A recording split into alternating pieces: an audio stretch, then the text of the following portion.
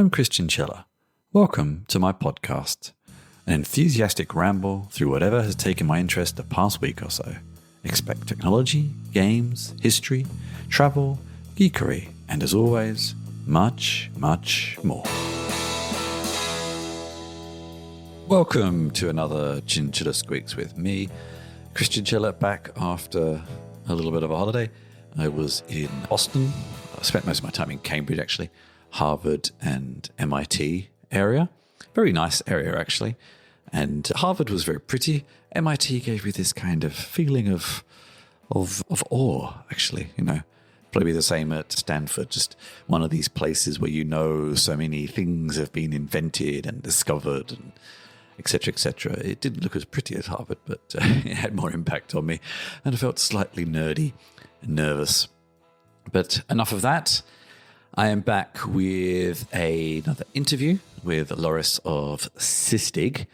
Sysdig are another company in the cloud container asset infrastructure security and observability ecosystem, but have actually been around it for some time. So bring a different perspective to what has increasingly become a busy space, but they have been there since the very early days. So we talk about all sorts of things around their journey and the journey of that ecosystem. But first, I am going to start with a few links. I've got quite a few from Wired for some reason today. I think I resubscribed to the newsletter, so that might be why. But hey, it's good to know that Wired is still ticking along, putting out good quality content anyway. And this is something from Carrie McCannon about the GitHub black market that helps coders cheat the popularity contest. This actually relates very nicely. It's a shame it didn't come out 2 weeks ago.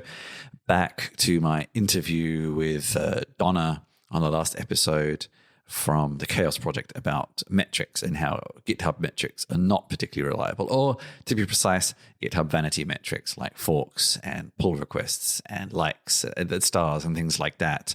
This is gamed way more than you might think. There's literally a website called buygithub.com where people, I don't know who would do this, but I guess people do, can pay mostly crypto tokens, unsurprisingly, to get stars on projects, and $6 can get you 50. I don't know if I find it hard to know if that's worth it. $6 seems kind of high for 50 stars. And how do they do it? Is it with people or is it automated? I'm not sure, but this whole and it's part of a whole wider black market of online engagement. She also mentions upvotes on Product Hunt, follows and views on Kaggle, and all sorts of things.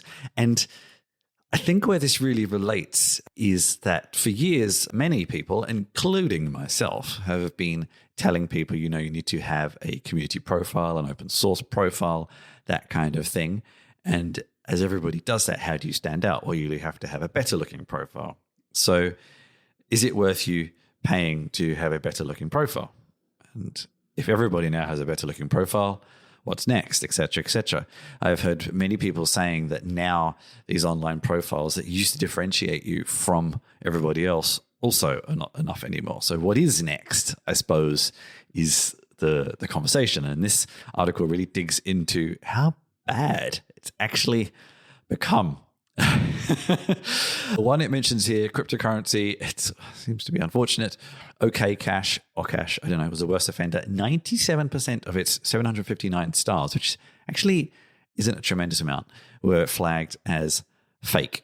And then Apache Airflow, a much better established project, 1.6% of 29,435 stars. So there seems to be a little bit of a sweet number, maybe. When it's very low or very high, maybe it's more reliable. When it's in the middle, that's where it's hard to tell.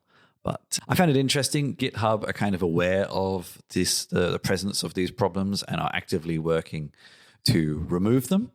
So I guess it's relatively obvious that people are doing this maybe. I still don't see the benefit, seeing as I'm not sure how many people even really pay attention to GitHub stars anymore. But there you go. Don't trust everything you see, even if you already weren't. Well, there's even more reason not to, I suppose. On the subject of things you read on the internet that maybe you shouldn't trust, this is an article from Mark Hirschberg over on his Medium called "Prompt Engineering Jobs Are a Mirage. We were all promised that the very many jobs that are potentially being replaced by the new generative artificial intelligence, we could all get prompt engineering jobs." And apparently that's not really true. There aren't actually that many prompt engineering jobs. There are jobs that involve prompt engineering or prompt engineering editing, as it seems to be these days, increasingly more so. But actual prompt engineering jobs, do they exist? He couldn't find very many, actually. He looked in late September, Upwork had 3 jobs. And if you took away location, 8 jobs. LinkedIn had 13 in the US. He specifically says he put prompt engineer as a title and then reiterates what I just said. There are plenty of software engineering jobs that include those words. And then there's a website called Prompt Jobs, has a total of 82 jobs. And most of them seem to be from a long time ago, maybe just cashing in on hype, a little bit like the last article. So what aspects of all the new jobs that AI might bring are hype? I suppose that remains to be seen. But so far, prompt engineering does not seem to be something that companies are jumping on board to employ. What that says about everything else is hard to say exactly, but interesting to see that quite what that will mean moving forward remains to be seen, of course. Revisiting artificial intelligence again, this was sort of reasonably widely reported, but I am quoting here from MIT Technology Review with Melissa Heichler, and also from The Verge, from Amelia David, talking about Nightshade, a new project that is promising to give creators a power to basically poison, corrupt information that AI models may be scraping. I don't know how many of you are familiar with the concept of robots.txt, where you can block SEO and website crawlers from scraping your website. And people have been wondering if there's a similar thing you could do with various LLM language model scraping tools. And I did see something on Mastodon that was showing you how that could work. But here is another far more combative way where you actually literally throw in it's a little bit confusing as to exactly how it works. A lot of people talked about it, but it wasn't clear to me how it works exactly. But a way for creators to fight back against companies using your work, and you use it to poison the training data. So they would think dogs are cats, cars become cows, etc., etc. I don't know if it's actually usable yet. It's something that is in peer review, so maybe it's not even usable yet. I'm not 100% sure. But none of these articles really completely describe how it works. Are you actually poisoning like an image or the text or something like that? Or are you adding something on top? The people behind it have actually created similar-ish tools. For this, they made Glaze, a tool that allows artists to mask their personal style. Yeah, and it worked in a similar way to the way Nightshade is purported to work by changing the pixels of images in subtle ways that are invisible to the human eye, but manipulate machine learning models. Now, this is interesting because this reminds me of some things I studied at school, at university, actually, where we looked at creating image filters for tools like Photoshop, et cetera, et cetera. And something that was really mind-blowing there to me was that when you start breaking down the composition of images, which are just patterns of pixels for edge detection, you look for patterns, big differences between patterns of numbers, for example. And when you start to realize that all images are just numerical values, you could start to see how there's something like this could work.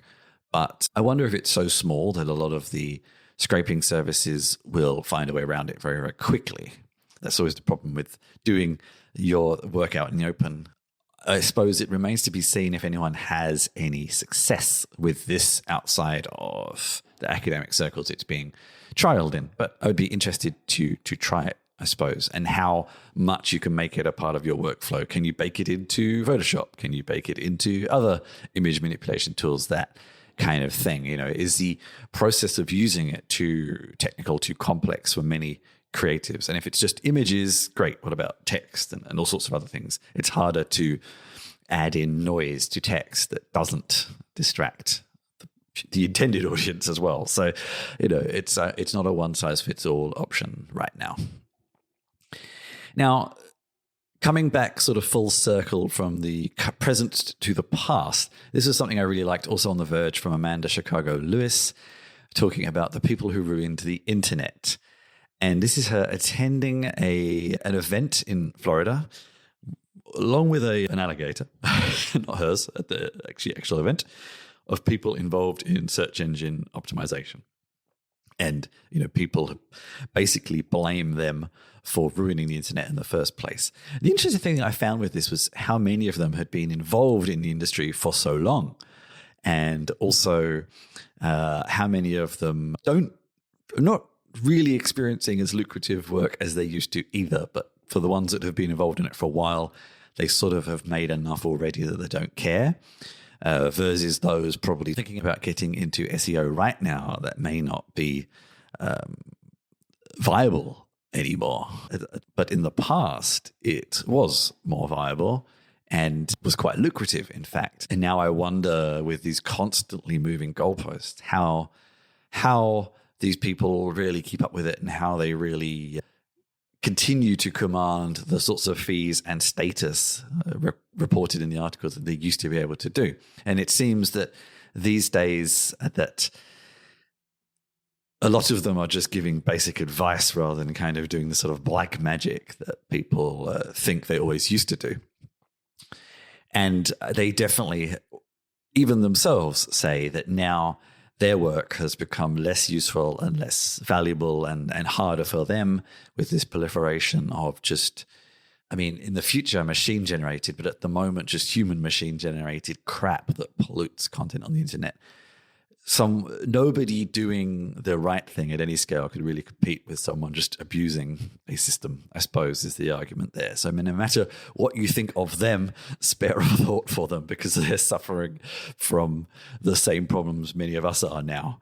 And of course, in the SEO world, there were people who were trying to do good things as well, get the search results for well-meaning companies and projects surfaced, not just yet another kind of clickbait article. Maybe. I don't know if people necessarily differentiated from that. But I found it interesting because it really reminded me of when I first started on the internet myself and what the world used to be like and how it used to be kind of so much simpler.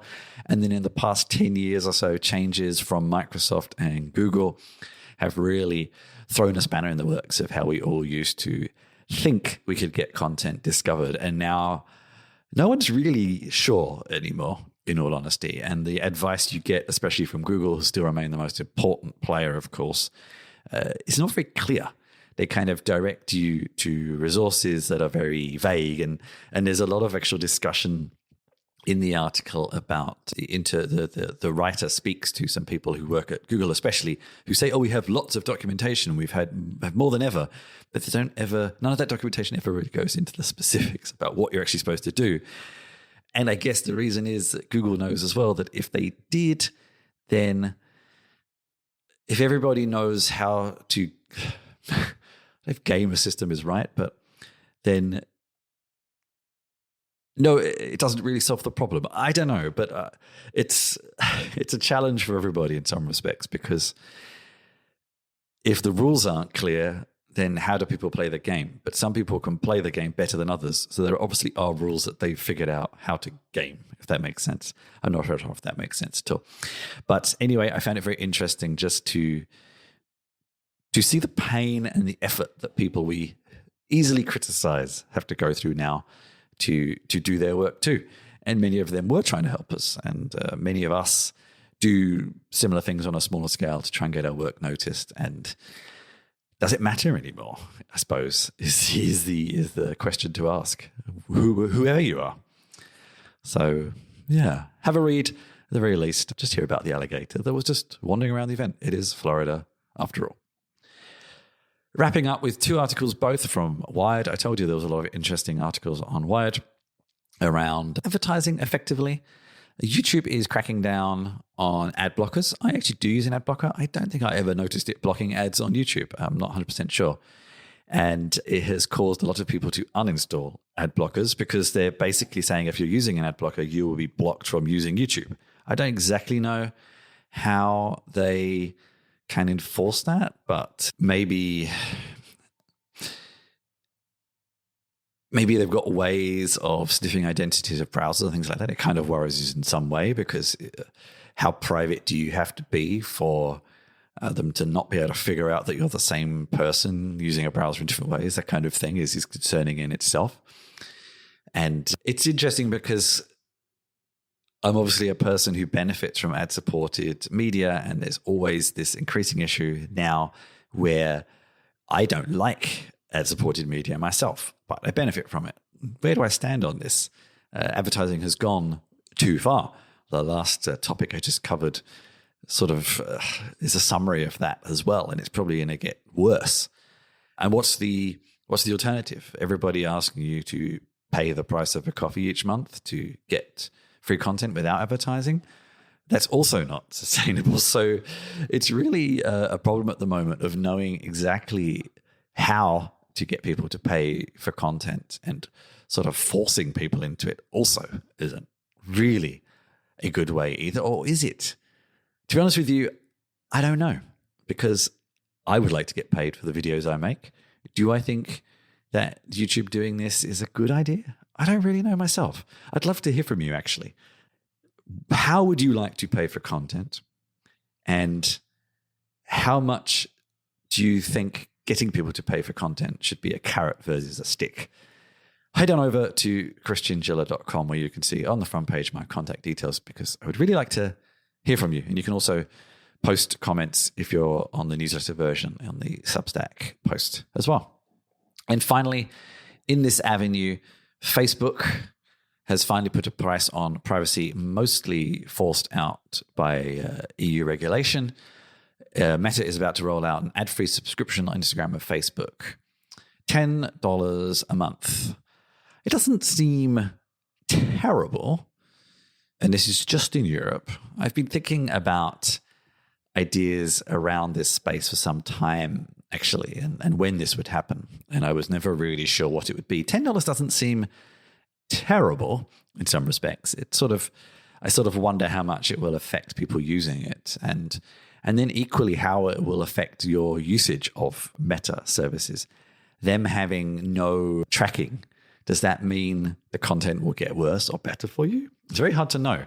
There'll be an interesting experiment to see, actually. So if you are in the European Union, Norway, Iceland, Liechtenstein, or Switzerland at some point in November, and you get offered, have a look, sign up, see what happens. It would be interesting to see. Maybe I should try it myself for a couple of months to see how it improves or ruins my Meta experience. And that was my articles for the week. Let's jump in with an interview with Loris of Sysdig. Today I'm joined by Loris. Loris Degioanni. That looks good. Okay, so that's close enough. My name is much easier most of the time. From Sysdig, security tools for containers, Kubernetes, and cloud. This is definitely a topic that has been a big subject at KubeCon the past couple of years, maybe. But Sysdig's been around a little bit longer than I think than some of the current wave of container security tools. So let's maybe start with a little bit of Sysdig's origin story and how you got to today. Yeah, we have been around. Sysdig is definitely one of the companies that sort of, the precursors of security and visibility in the cloud space, and in particular with Kubernetes. The company at this point is almost 10 years old. Oh. And I started the company with a background in open source, and in particular in open source packet capture. So my prior company was called Case Technologies, and I ran it between 2005 and 2010. And it was the company behind a pretty well-known open source network analyzer called Wireshark. Oh, yeah. Wireshark is used by pretty much anybody that has anything to do with network packets. And Wireshark, and in particular, the packet capture components of Wireshark, where I have a long history with that because I started working on those while I was a student in Italy, in my university in Italy. And then Wireshark, we pick up the packet capture library I built, and Wireshark became extremely popular. We built a company around that, and we were acquired in 2010. I went to work for the company who acquired us, and I quickly realized that, we were doing packets and packet capture and visibility and security by using essentially the spam port of the router and the communications on the network as the source of truth. During those years, we used to say packets never lie. But the world was changing, and actually packets were starting lying a little bit, because cloud was starting to explode. AWS was becoming a thing. We were talking about 2010, 2011, and in the cloud you're renting instances, but you don't have the physical network anymore where you can tap, to collect your information. And then, a little past company called .cloud was renamed into Docker, and the container revolution was starting. And there are people that are packing hundreds of containers in a single machine. And if you're sitting, on a router or tapping into the network wire, you are missing a lot at that point, because there's this density of entities that are communicating very often without leaving a trace on the network. And originally the impetus behind Sysdig was, okay, the world is changing, a new stack is being defined. This stack is extremely powerful. It has to do with cloud, with microservices, with containers, and so on. How do we make sure that we, as a community, as an open source community initially, we offer the same level of visibility that was available in the legacy data center? And that's how Sysdig started, essentially. Can I just, my timelines around the increasing popularity of containers around Docker basically was about 2000 and sort of 14, 15, I guess? Yeah, 2013 is when Docker essentially became a thing. Okay. Kubernetes, I think the first release was 2014, later, if I remember well, something like that. And then KubeCon started becoming really popular in 2015, 2016. Yeah. So was Sysdig there at day zero, or did Sysdig do something else before? No, pretty much we started the company around the same time, recognizing, at that point it was an absolute gamble, because it was really, really early days. We essentially participated to the very early days, and it was fun because you really had to define what a security stack would be, what data collection would be, what a monitoring stack would be for these architectures, So as the broader Kubernetes community was operating and iterating on Kubernetes and the other components like Prometheus and so on very quickly, we were participating by trying to define what does it mean, what does it even mean to secure these entities? What is the relationship with the cloud? How do you interface these, with other cloud services? How do you use labels how do you do your low level instrumentation, and all of these kind of problems that now, there's sort of a standard to solve these problems, but we had to invent it from a blank sheet of paper. So let's actually dig into a little bit, before we go into the products that Sysdig has, and especially some of the open source products as well. Let's actually maybe dig into a little bit of what security means in the container space. You've talked about something like Wireshark, which is looking at packets, but that's not the end of it, is it, in containers these days? There's a wider security discussion with things like software security, supply chain, et cetera, that isn't just about packets, kind of as you said. So what's the big picture around security in containers?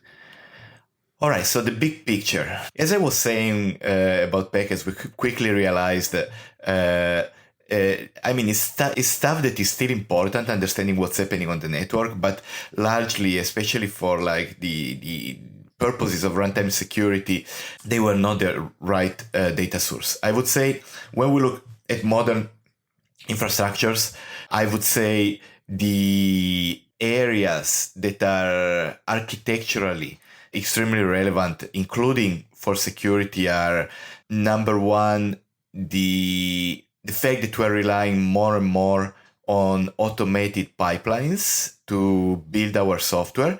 That's so-called, CI/CD. And number two is the increased decomposition of the software that we run into services and the automatic orchestration of these services.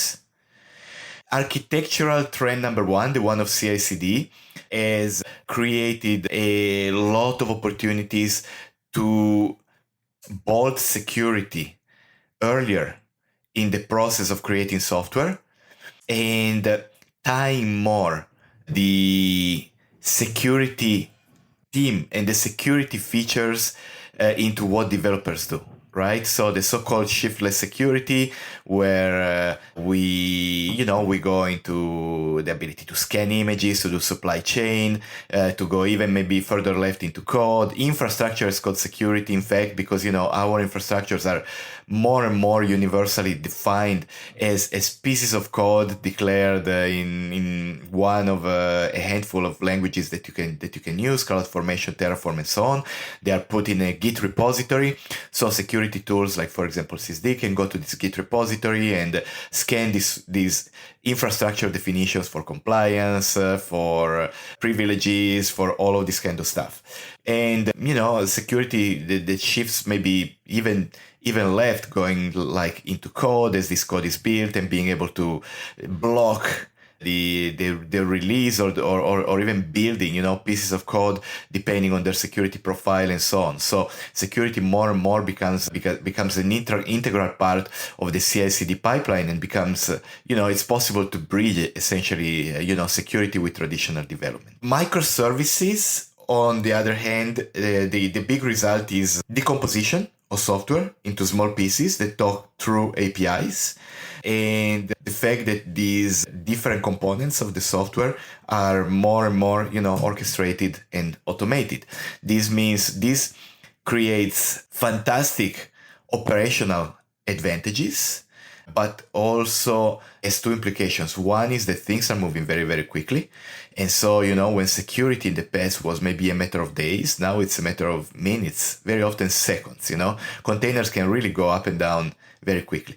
The other implication is there's a lot of little modules. So, we don't have a monolith anymore. We don't have pets anymore. We have not even cattle. We have locusts. They're so small and they move so quickly. So how do you even just understand what they're doing is a problem that is not completely trivial to solve. Yeah. I'm really interested to know how, we've kind of gone back over it a little bit again, but so for example, your most popular open source project these days is Falco, which is, as far as I'm aware, is largely, I just want to double check because I've looked at it from a very particular perspective. Falco is your security camera for modern cloud-based container-based infrastructure. Yeah, you deploy it on the nodes, but it's actually being able to see inside containers. That's one of the things that Sysdig innovated in the early days. That's kind of what I was getting to. Yeah. And Falco collects all of the signals that are based on system calls as a bunch of community curated policies and rules, and is able to tell you, hey, on this container, somebody has just executed, a shell and is trying to run commands. Right. Okay. Or somebody's just modified a binary file in the Redis container. Or there's tens and tens and tens of these rules. I think that's kind of where I was interested, because I've only experimented with it from the kind of the software bill of materials perspective, which I'm guessing is probably a more recent addition. And that's where I was kind of wondering, what was Falco doing before if it's been around so long? And so it was actually doing something much more interesting, which I guess leads into the whole Sysdig secure Sysdig monitor platform you have. Exactly. It was Falco is the core of our runtime security products, essentially. And it's something that can efficiently sit everywhere in your infrastructure, receive multiple signals, process them very quickly at the edge, generate insights that are then collected in a central place to create indicators of attack and indicators of compromise. It's actually interesting because that starts to really show the Wireshark heritage there. Very much so. So now you see why I started talking about pre-Sysdig and talking about Wireshark, because very much nothing is ever invented from scratch, right? So the original inspiration at Sysdig, especially with the open source that we do at Sysdig, is packets are challenging, but what can we use essentially to get something that is similar in terms of properties? And we created originally a system, a set of tools that are able to collect system calls from running cloud infrastructure. System calls are every call that a process running inside a container or inside a physical host or inside a virtual machine does to the operating system. Yeah. So opening or closing a file is a system call. Creating, deleting files, of course, reading and writing, establishing network connections, inter-process communications, executing commands, running processes. All of this stuff is system calls. And the beauty of system calls is that we're able to sit in the operating system, in the kernel of the operating system. And then every container for us we're able to see inside, essentially, because every container generates system calls that go through the operating system. So the collection nowadays done through a facility called eBPF in the kernel of the operating system. I was starting to wonder that if that's what Falco was using. Or very much so. And it becomes similar to the old spam port of the router. Instead of sitting on the router and looking at the packets that go through the network, we sit inside the operating system and we look at the system calls. And this is a model that works very well. If you look at security, especially the ability to collect information for the applications that are running in modern cloud infrastructures, especially in containers. Originally, everybody that was offering solutions was saying, well, containers are like mini hosts, so let's treat them like hosts and let's install something, a daemon or a library inside each of the containers. That didn't scale at all. Wave number 2 was, Kubernetes introduced in the concept of sidecar for a pod. So if we need to do security, if we need to do monitoring, if we need to do log collection, we can put a sidecar inside the pod and we can collect the data that way. That didn't work as well because you still have, you have all of your containers that are now you need to run inside the same pod, another 6 other containers just for data collection. So the Sysdig model was forget about that. You sit underneath, you sit in the kernel of the operating system, and you're able to see all of these signals. At that point, you only have one point of instrumentation, and you can run 500 containers in a machine. You still collect the stuff only in one single place, and you have only one Falco per machine. And that's what Falco brought to the community, essentially, to the industry, a vision on how to do essentially instrumentation for very verbose infrastructures made of microservices that are made of little containers in a way that doesn't require you to deploy 5 million things everywhere, because you can sit in the kernel and you have a daemon set in Kubernetes, and that's the only thing that you need to do. eBPF as a more adopted standard is relatively new. So was Falco using something else before, or was it a trailblazer there as well? So the first incarnation of instrumentation for Falco and also for commercial Sysdig was kernel modules. Okay. It was still an open source approach, but it was based on essentially extending the kernel through kernel modules, like similar to a device driver. eBPF brought a beautiful innovation there by allowing people to execute stuff in the operating system kernel in a way that is based on a virtual machine. So it's safe and validated. So the beauty of eBPF compared to using kernel modules is that you're not running arbitrary C code in the kernel of your operating system, but you're running a virtual machine that is sandbox, validated, verified, and so on.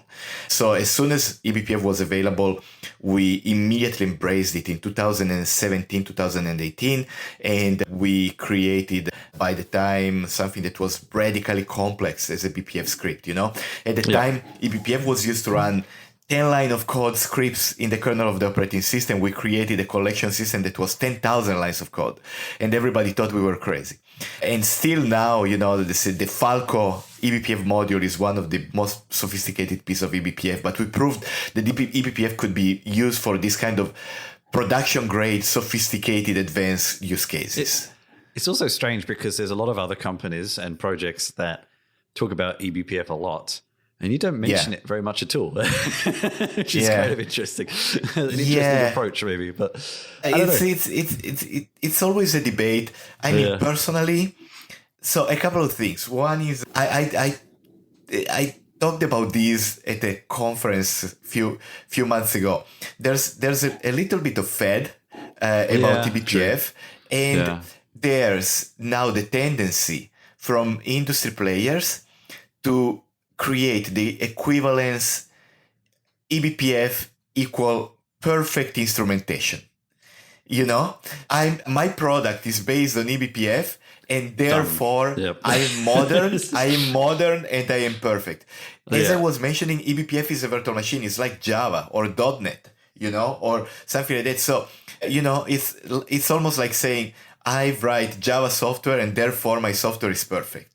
This is just what runs your programs, and then you still need to write something useful and something that does its job and hopefully does it well, So I've always been a little bit skeptical, probably because we got into this kind of stuff so early, about companies that just make a flag out of this, because and I very much prefer even with Falco to talk about the merits, what it does and how it does and why it's useful, rather than the tools that it uses, because that's not the final goal. No, sorry about the rant. Oh, no, it's just totally fine. I've had other eBPF people on the other side. So, don't take me from. By the way, I've been involved with eBPF. No, I can see that. With eBPF when it was still called BPF. eBPF stands for Enhanced Packet Plug Filter. Yes, I was working on BPF and I wrote the first just-in-time compiler for BPF in 2000. Just like containers, 2001. They're nothing new, actually. So 20 plus years ago, So I love the technology still being one of my for sure. I mean, if you passions, but it's a technology, Yeah, no, for sure. Okay, so moving into a little bit of Sysdig's platform as a whole, I just wanted to touch on one of the other open source kind of standards that you adhere to, which is much more recent and really starts to bring the security into the enterprise world, but also into the regulatory world. And this is the kind of whole policy idea. And so in your case, it's now, I want to double check. OPA, I'm assuming it's Open Policy. Open Policy Agent. Yeah, that's what I thought. I just want to double check because it's not on your webpage. So I just want to double check what it actually stood for. So the Open Policy Agent, and this in theory allows people to say, for our images, for our containers, there are going to be these licenses, there has to be this certain level of vulnerabilities, there has to be X, Y, Z, and anything that's in violation of that can't run, that kind of thing. And, personally, I actually feel like, I don't know who's going to be first, the European Union or somebody else, but that something like the whole software bill of materials and the kind of work around policy around infrastructure as code is going to be regulated fairly soon-ish in government terms anyway. So the fact that this is now moving into something companies can offer to businesses is definitely it's definitely a selling point that is going to be more important in the next few years. And you're using that, and I think this leads into, I feel like, because you've generated your own an acronym here, CNAP, the Cloud Native Application Protection Platform. And I'm guessing this leverages a lot of these components we've been talking about into that window, that viewpoint for businesses and business owners to see what is happening, basically. Yeah, and CNAP, I want to clarify, is not a Sysdig acronym. It's more like an industry-wide. It's actually Gartner, the analyst company that has created this acronym to define essentially, what a modern platform for cloud security looks like. And one thing about cloud security is, cloud is cool and powerful, but also complex. And so cloud security as well tends to be a complex, multifaceted area. And with the acronym CNAP, Gartner is sort of defining a little bit what a tool, a solution that offers this kind of security looks like, and what kind of features are required there, and also help the users essentially orient themselves in understanding and figuring out what are the big areas, the big blocks that need to be covered when securing a modern cloud infrastructure.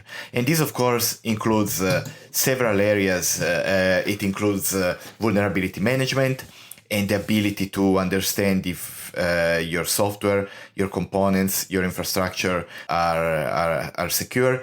Includes like compliance and the ability to validate that your software and your infrastructure, when it runs, it adheres to specific policies. And as you were mentioning, this is important not only for the actual security of your software, but because it's in a global environment, it's very important to ensure that the software that you bring to your users respects the different policy and government's mandates of the different countries and continents.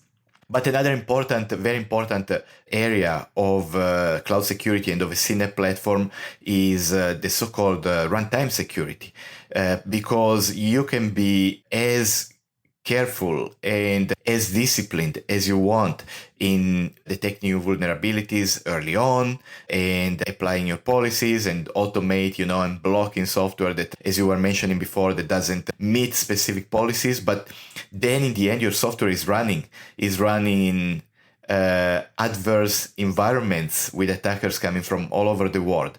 So the ability to detect threats at runtime, both on the workload side, so your containers and instances and virtual machines and so on, and on the cloud side, is a very important requisite.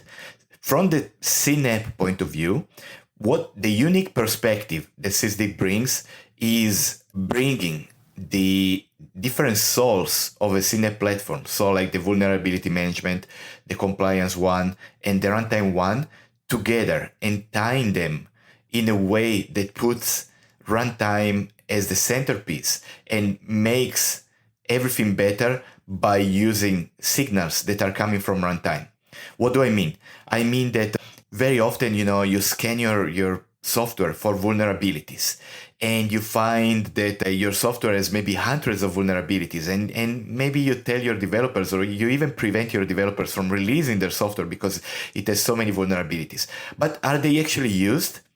Are they actually loaded in memory? Are they part of a software that is executed? Is this software in a critical environment, or is it just in a hidden test environment or build environment that doesn't really matter? These are all important questions that if you're able to answer, you can make life so much better for everybody, and you can make software much more secure because you allow the teams to prioritize on what's really important. That is the Sysdig perspective on a CNAP platform. It's actually really interesting, because I've definitely spoken to companies on the two sides of what you offer, the container security scanning and the observability, the runtime. But you're actually offering both and making more of those connections. There's a couple of companies that do it in their own way, but that offering those connections between the two and filtering out a lot of the things that may not be necessary. I really like what you say about that. There may be dependencies that are part of a build chain that it doesn't actually matter if it's out of date or whatever, because no one outside of the internal team is really using it anyway.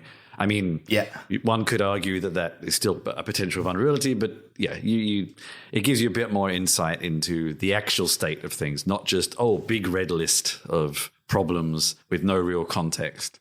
Yeah. Exactly. And these companies that you mentioned, are relatively new to this, where Sysdig has been working on this for years now, And a little bit, I was talking about defining the Kubernetes security stack. This is another thing that we define for the industry. And of course, we're moving very fast. So for example, we do this now like for user entitlement and privileges, And so we're able to look at users that are running in the cloud and what are they doing and what privileges do they actually need to do what they're doing? And they were able to reconcile this with how have they been configured, And we've discovered, for example, that like 95% of the privileges that are given to cloud users that operate on cloud infrastructures are not used, So we're able to close the loop and tell our customers, okay, this user needs only like 1% of what's being granted, and you can make it this much more airtight by reducing. So there's many ways we're looking at what thing looks like at runtime, and they were able to feed it back to configuration and to being able to remove gaps and security issues by doing that. Just finally, I'd like to touch on the future. So I see you do have this Sysdig Sage, which I got excited for a second and wondering if it was you looking at like generative AI models that were running in containers and telling people the sources of things. But no, it's the other approach. But it's actually interesting in itself. We talked about people having access to all this information, but what does it really mean to them? And the ability to literally talk to that data set to find out the answers in a more conversational way. How have you found, have people been using it, or is it still very in early stages? Or we are in early stages. By the way, Sage is a little bit my baby, and it's essentially the being able to merge a ChatGPT-like modern large language model with the ultra rich and multi-domain data set that is at the core of a platform like Sysdig and Sysdig Secure. And there are some things in cloud security, for example, cloud security, based on what I told you, is inherently multi-domain, right? So there are some really interesting challenges in like, how do we actually make an LLM effectively operate in such a complex domain and make it possible for an LLM to jump from one domain to the other domain and then come back and actually help find the needle in the haystack. Yeah. So Sage is designed to be as close as possible to a human assistant that has deep expertise in cloud security and can give superpowers to our users because it knows our product very well, it knows the field extremely well, and it's able to sift through all of this data together with the user and find something that maybe the user wouldn't find, or if it would find take a lot of time, and then just help the user iterate on these and really understand quickly what's happening and judge if what's happening is okay, bad, or good. Then finally, if you have just a couple more minutes, you and Sysdig have been in the space for longer than many in the space. Mm-hmm. What's next? What is next for the company? What is next for the industry, do you think, that you will keep on top of? I think that the industry is clearly at a time where, there's a clarification on what exactly means to do cloud security and sort of a convergence of different features, right? So Sysdig comes a little bit more from the runtime/container point of view, but we have very quickly increased the functionality in our platform to cover very well all of the areas that have to do with like cloud security and posture management and vulnerability management and everything that is more like cloud. And I think that, as I was mentioning before with our news, so the ability to understand what's used at runtime, the future for this industry is going from a bunch of vertical solutions that are packaged together into a platform to something that is really cohesive, coherent, and being able to offer a powerful experience to the user that really allows the users to operate in this complex multi-domain world. And this is why, for example, I'm so excited about LLMs, because I think that they are part on this equation, and they're part of being able to tie things together, prioritize better, and respond faster to threats in an environment that by definition puts multiple domains together. Fantastic. Great to have you. Thank you very much for joining me. Thank you for having me. It was a great pleasure. I hope you enjoyed that interview with Loris from Sysdig. I did too, and I've got plenty more in the can to get out over the next few months. So I hope you enjoy those interviews. If you do enjoy those interviews, please head on over to wherever you are listening and give me a review. Just even some stars would be great, but a comment would be even better. That would be very, very helpful right now as I try to build the show up a bit more. I don't have a ton to update you on because I have been away. I'm working on NaNoWriMo this month again, National Novel Writing Month for 2023. Pretty much well in progress there.